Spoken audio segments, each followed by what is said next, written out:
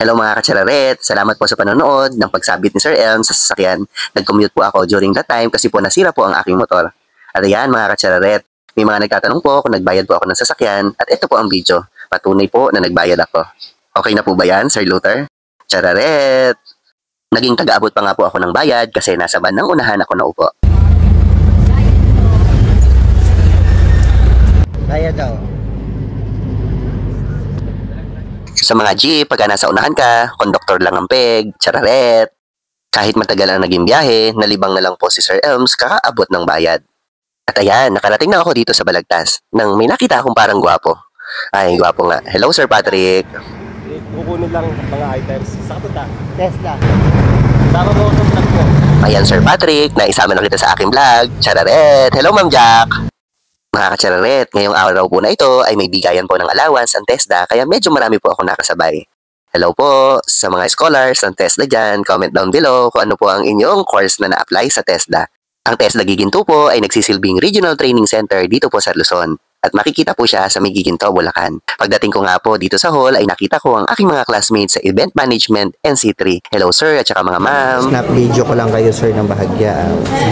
Thankful sa mga staffs ng Regional Training Center dito sa Giginto, Bulacan. Sobrang accommodating po. Ganyan din po sa aking estudyante na si Sir Aaron Aquendo. Ang Sir Elms po ay magte-training para sa teaching methodology.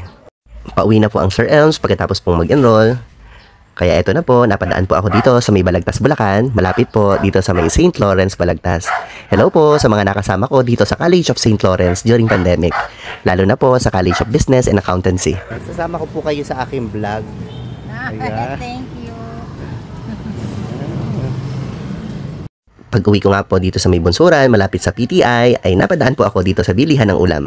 Pampiesta po ang kanyang mga luto. Tsararet! Mga katsararet, pagkatapos po ng maghapong trabaho, ay mag-aabang na po ng sasakyan pa uwi. Buti na lang po, may papayong po si Madam Gemma, hindi po ako nabasa, habang nag-iintay sa napakatagal ng sasakyan.